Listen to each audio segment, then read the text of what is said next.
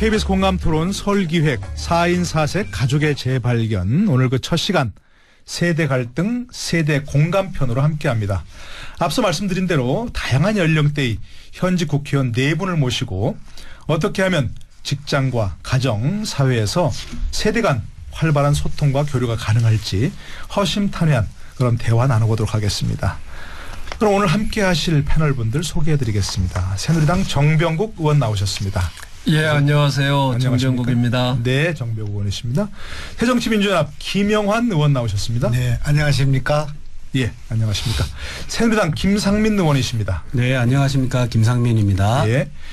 새정치민주연합 김광진 의원 함께합니다. 예, 안녕하세요. 김광진입니다.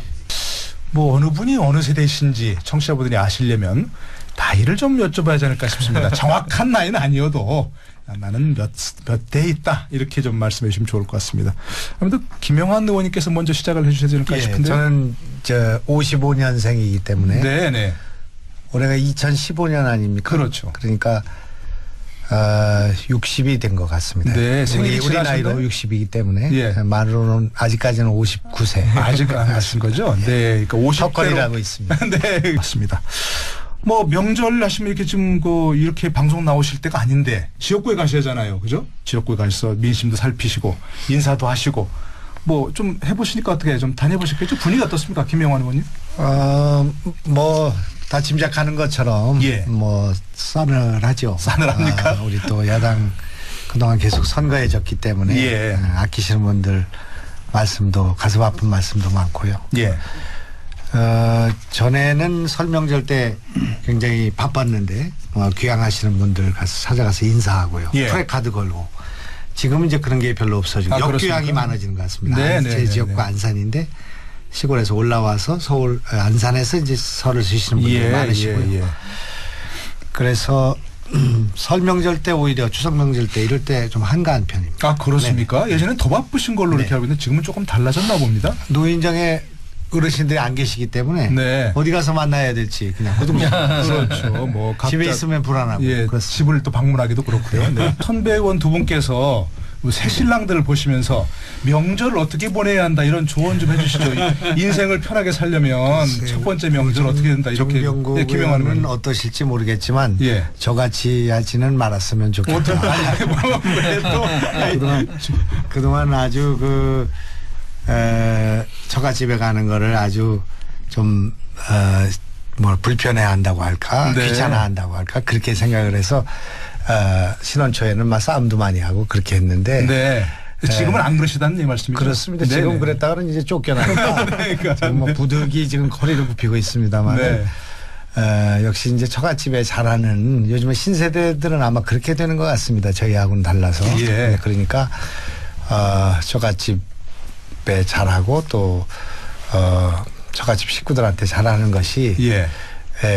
지나고 보니까 이게 노후에 연금을 드는 것과 같은 일이기 때문에 잘했으면 좋겠습니다. 그건 정말 속 깊이 새겨야 될 말씀입니다. 네. 아마 그 결혼 못한 노처녀 노총각들한테 결혼하라고 하는 거. 네. 그게 아마 제일 큰 잔소리입니다. 그러니까 어른들 모임 다 그렇죠. 김영환 학교 다니는 아이들한테는 이제 공부 잘하냐 그거 물어보는 거. 또 직장 못 갖고 있는 친구들한테는 취지가 어떻게 되느냐 그런 거기 때문에 이렇게 오랜만에 모였을 때 상당히 배려를 잘해야 될 것 같습니다. 네. 좀 이렇게 기분 상하지 않도록. 김영환 의원님 그렇게 말씀을 하시긴 하셨는데요. 네. 같이 이제 TV 방송을 한 적이 있어요. 네. 근데 그때도 결혼을 안 한다고 그렇게 말씀하셨는데 무슨 정치 토론하고 뭐 사회에 대해서 막 열을 내면서 얘기했는데 네. 김상민은 결혼부터 하고 이런 얘기를 하니까 뭐 무슨 얘기를 못 하겠는 거예요. 네. 근데 결국은 뭐 오늘은 이렇게 결혼한 신랑이 와서 왔는데도 지금 또 다른 일이 시작됩니다. 다른 얘기가. 근데 그렇게 유명한 사람하고 결혼하게 될지는 몰랐죠. 그럴 줄 알았으면은 지금 제가 그걸 반대했을 건데. 지금 우리 당력의 손실이 있습니다. 부모님들이 이제 대개 네 분이 계시지 않겠습니까? 그 중에서 세 분이 돌아가시고 이제 한 분이 우리 장모님만 살아 계신데 성격이 저도 좀 내성적인 성격이고요. 네. 또 저도 좀 그런 성격이고 그러다 보니까 만나가지고 무슨 얘기를 하기가 어색하고 시선을 처리하기가 좀 어렵고요. 네. 어머니지만 참 어렵고요. 네. 그래가지고 뻑하니 뭐 SNS는 요즘 얘기고 텔레비 보고 있죠. 이제 그렇게 텔레비 보고 그렇게 되면 참 안 될 것 같습니다. 그래서 뭐 전에는 뭐 시골에서는 고스톱도 치고 윷도 놀고 이렇게 했는데 그것도 그렇죠. 지금 이제 별로 사라진 것 같고요. 뭔가 이제 같이 모여서 공동의 화제도 좀 발굴을 하고 또 같이 놀 수 있는 놀이도 좀 만들고 해가지고 정말 1년에 한두 번 만나는 거 아니겠습니까? 그러니까요. 그때 그 조카들도 만나고 뭐 친척도 만나는 그런 좋은 소통의 시간인데 그걸 아주 알뜰하게 잘 써야 되겠다 그런 생각 같습니다. 우리 정병국 김영환 의원 두 분은 젊은 세대들에 대해서 좀 이런 건 이해가 잘 안 된다. 이런 부분 좀 아쉬운 안타까움이 있으면 어떤 게 있습니까? 김영환 의원님. 정병국 의원께서 말씀하셨는데 저도 이제 15대 처음 들어왔을 때 5번째로 어린 국회의원이었습니다. 뭐 유세할 때마다 이 젊은 정치인이라는 게 입에 붙었었는데 어떻게 하다 보니까 이제 지금 나이가 들어버렸습니다. 그런데 아직 젊으신데. 그런데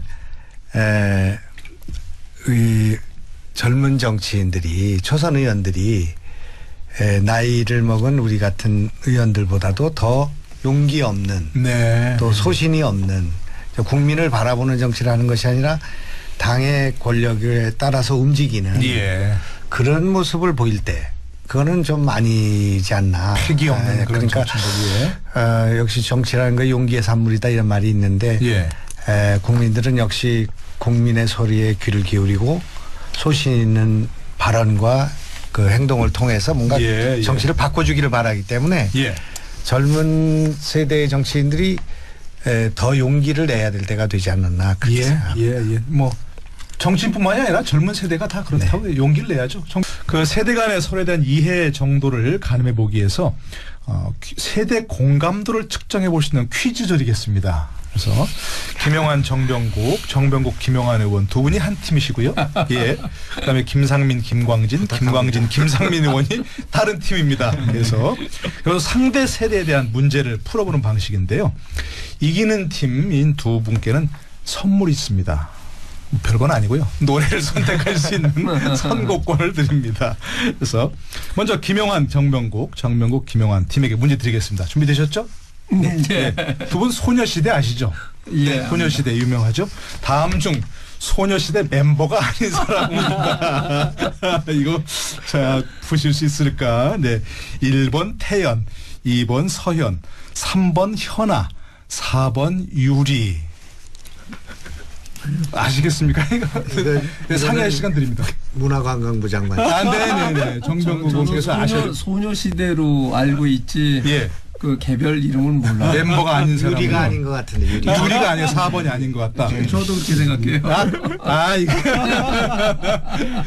땡입니다. 3번 현아인데요. 포미닛 멤버는 포미닛. 저도 잘 모르겠습니다. 이게 뭔지 소녀시대가 누구고 포미닛이 누군지.